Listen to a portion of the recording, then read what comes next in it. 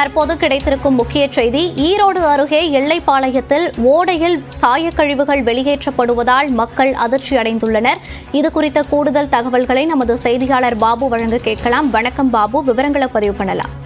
வணக்கம் மோனிசா. ஈரோடு வில்லாசம்பட்டி அருகே உள்ள கருவில்பாறை வளர்ச்சியிலிருந்து உருவாவது பிச்சைக்காரன் பள்ளம் ஓடை. இந்த ஓடையில் மழைக்காலங்களில் ஏற்படும் உபரி நீருக்கு காவிரி ஆற்றில் கலக்கும் விதமாக இந்த ஓடை செயல்பட்டு வந்தது. சுமார் 5 கிலோமீட்டர் செல்லும் இந்த ஓடையின் நடுவே சுமார் எல்லப்பாளையம் அருகே அங்கு செயல்பட்டு வந்த சால உரிமையாளர்கள் தங்களுடைய சாயக்கழிவை வெளியிடுவதற்காக சட்டவிரோதமாக, அதாவது மாநகராட்சி சார்பில் எந்த விதமான அனுமதியும் பெறாமல் ஓடையின் நடுவிலேயே சாயக்கழிவு நீர் செல்வதற்காக ஒரு கால்வாயை அமைத்துள்ளனர். அந்த கால்வாய் முழுவதும் பருங்கல் ஆனதால் சாயக்கழிவு நீர் தங்களுடைய பகுதியை விட்டு அடுத்த பகுதிக்கு சென்று கலக்கிறது. மேலும் சாயப்பற்றை உரிமையாளர்கள் தங்கள் ஆலையிலிருந்து சாயக்கழிவு நீரை இந்த பிச்சைக்காரன் பள்ள ஓடையில் கொண்டு வருவதற்காக மறைமுகமாக ஒரு பைப் லைன்களை அமைத்தும் அந்த கழிவு நீரை இந்த ஓடையில் செலுத்தி வருகின்றனர்.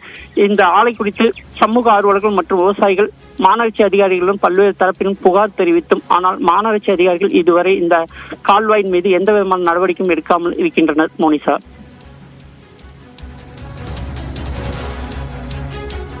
விவரங்களுக்கு நன்றி பாபு.